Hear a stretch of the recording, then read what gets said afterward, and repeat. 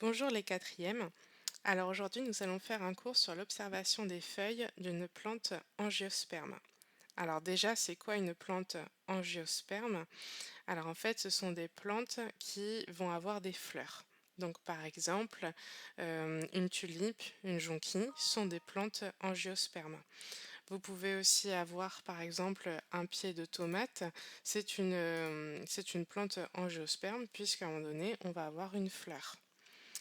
Alors l'activité du jour, la voici. Donc je vais vous demander en fait de regarder donc cette vidéo, puis ensuite vous aurez des questions auxquelles il faudra répondre sur le site internet. Alors voici Clément et Juliette qui sont en balade en forêt et Juliette veut montrer en fait à Clément que les plantes sont tous constituées d'un appareil reproducteur, d'un appareil collinaire et d'un appareil racinaire.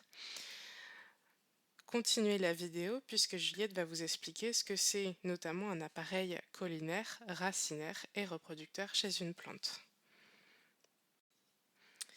Salut, c'est Juliette. Alors, l'appareil reproducteur d'une plante concerne les fleurs. Les fleurs sont constituées d'étamines, d'un pistil et contiennent du coup les ovules et les grains de pollen qui vont féconder ensemble et qui donneront du coup une plante et permettront la reproduction en fait de la plante angiosperme. Ensuite, vous avez l'appareil collinaire chez une plante. L'appareil collinaire, c'est ce qui est visible, c'est la partie visible en fait de la plante. Donc c'est les fleurs, les fruits, les feuilles et la tige. Appareil collinaire. Puis ensuite, vous avez l'appareil racinaire, donc c'est ce qui est non visible, donc dans la terre, ça concerne les racines. Maintenant, nous allons nous attarder un petit peu plus sur la feuille, de quoi elle est composée. Donc Juliette et Clément continuent leur balade et décident de ramasser des feuilles tombées au sol. Ils aimeraient connaître les éléments présents sur une feuille.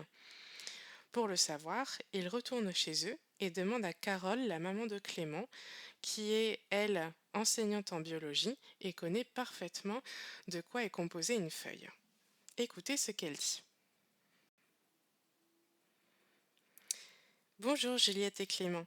Alors, je vais vous expliquer quels sont les éléments qui composent une feuille.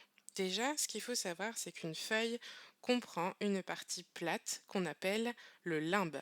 Donc le limbe, c'est tout ce que je vais colorier en gris.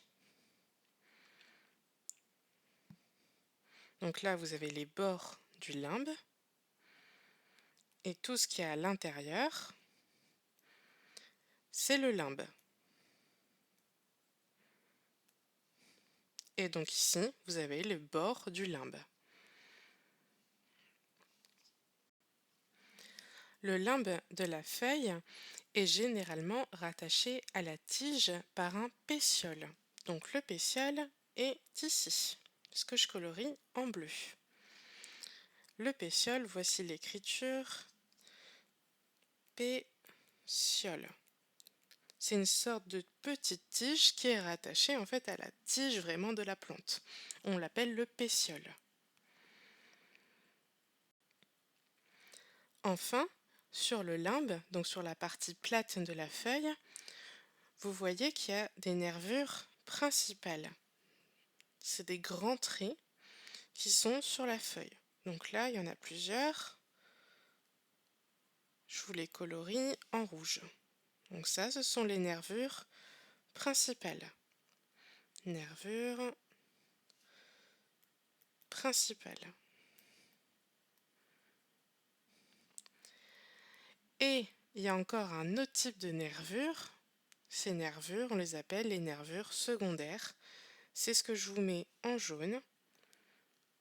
C'est toutes les nervures qui viennent se rattacher aux nervures principales. Donc là en jaune, c'est les nervures secondaires.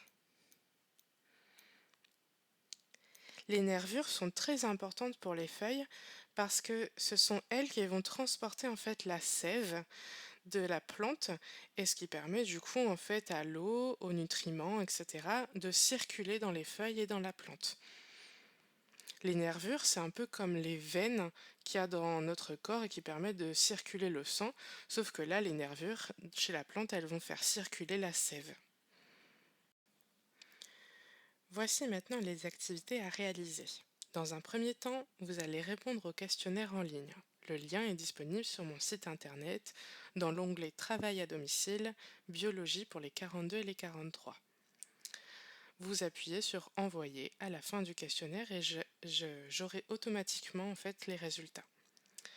Dans un second temps, vous allez prendre une feuille blanche si c'est possible, sinon une autre feuille, même si c'est quadrillé, c'est pas grave, et vous allez redessiner la feuille que vous avez vue dans cette vidéo. La feuille, elle se trouve également là sur votre écran en bas à droite. Une fois que vous avez dessiné au crayon de bois cette feuille, alors vous allez replacer les mots de vocabulaire importants et à apprendre également. Donc on a le limbe, le pétiole, les nervures principales et les nervures secondaires et également le bord du limbe.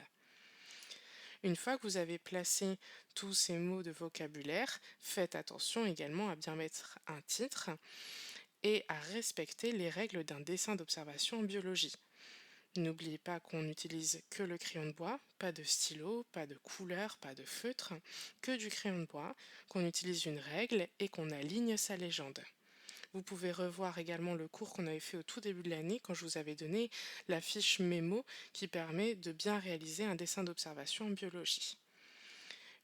Une fois que vous avez fait votre dessin, alors vous prenez en photo votre feuille et vous me l'envoyez par mail. Ça me permettra de voir si vous avez bien fait votre travail.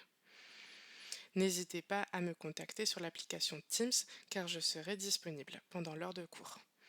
Bon courage!